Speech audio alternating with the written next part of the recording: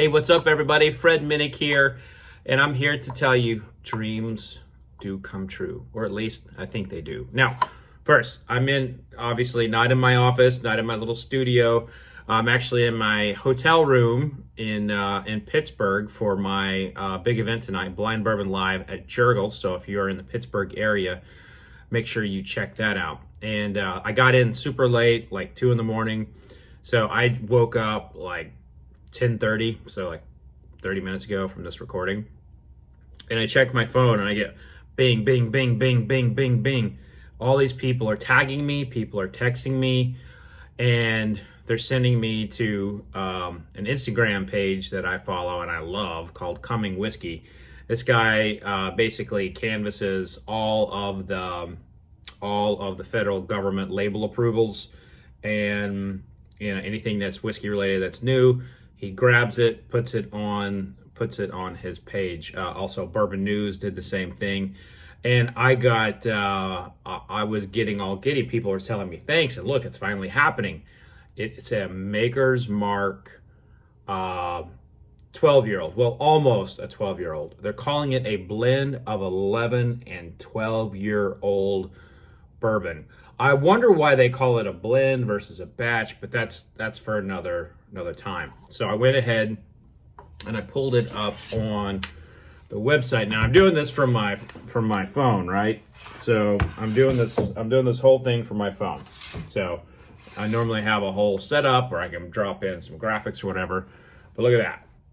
You can see there it is it says a blend of 11 and 12-year-old that is going to be Maker's Mark. Now, you might be asking, why is that such a big deal? Everybody's doing stuff. So the background to this story was I do an event series at the Kentucky Derby Museum. I've been doing it for 10 years called the Legend Series. If you've ever been to a Legend Series, drop it in the comment section. I'd love to know which one, because that's really probably the most important thing of my career from an events perspective. And we had Bill Samuels, of course, the chairman from Maker's Mark, the son of the founders, and he brought several whiskeys for us to taste. One of which was a 12-year-old Maker's Mark cask strength, and he used it as a way to tell people, like, hey, this is why we make whiskey to taste, is because the 12-year-old is over oak. It's not good. And I was in love with it. It felt like velvet on the tongue. It was beautiful. I was like, this is like, Bill, you have to put this out. You guys have to release this whiskey. I mean, you all would win every major whiskey award in the world if you release this. And he was like, no, it's over oak, too many tannins, blah, blah, blah, blah. And pretty much everyone at Maker's Mark had that same attitude.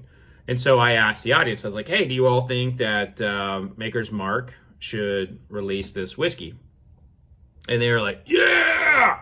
Everybody to a person was saying, yes, release it, Bill. In fact, I think I actually have a clip of that on YouTube. I have to look for it. I don't know where it is, but I have a clip of it somewhere on YouTube. And so every year I tweet at them. It's never calculated. I just kind of like, get in like, you know what? It's time to mess with Maker's Mark. Like I need to see if we can get that 12-year-old.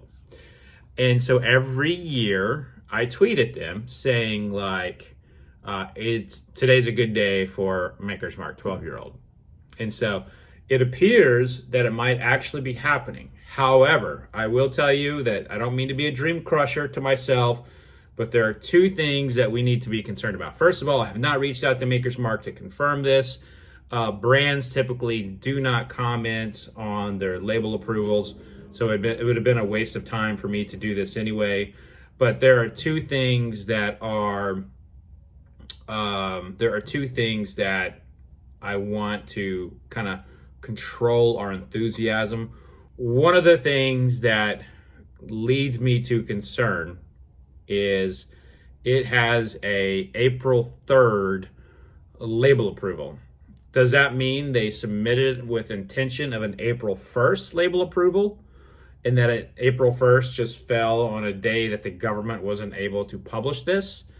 If that's the case, I mean, that April 3rd date of approval is close enough for me to be a little bit afraid that it's not true.